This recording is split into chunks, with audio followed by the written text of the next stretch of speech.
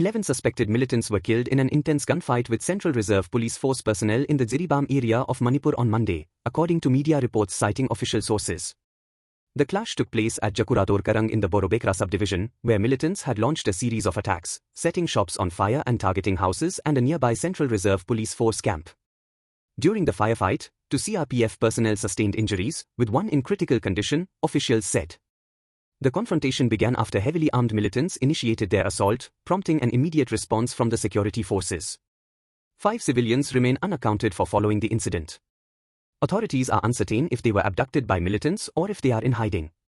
The bodies of the slain militants were transported to the Borobekra police station, where investigations are ongoing to assess the full scale of the attack and track down any civilians who might be missing.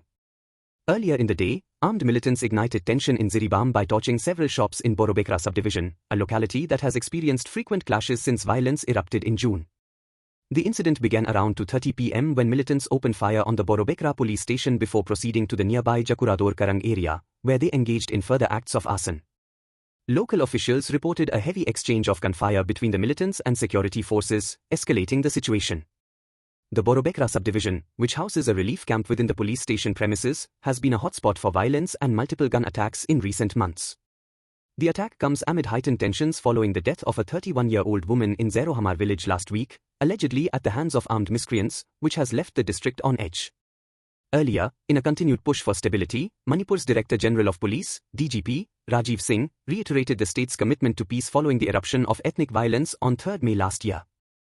The violence began after the All Tiavanbialis Students' Union, ATSU, staged a rally opposing the demand to grant the Meitei community scheduled tribe status, leading to clashes across the northeastern state. Speaking at the 133rd Manipur Police Raising Day, DGP Singh acknowledged the challenges but stressed the ongoing efforts of security agencies to restore peace. These are very challenging times, he said, but we have been trying to tackle the issues with the best possible strength, with cooperation from security agencies and the community. He noted a decline in violence, deaths, and injuries over the past year and a half, despite sporadic incidents of arson and firing. In a significant step towards dialogue, representatives from the Kuki, Meitei, and Naga communities held their first direct talks on 15 October. The discussions, facilitated by the Ministry of Home Affairs in New Delhi, brought together MLAs and ministers from the 3 communities. The leaders issued a joint appeal for peace, marking a notable effort by the central government to bridge divides and foster unity among Manipur's ethnic groups.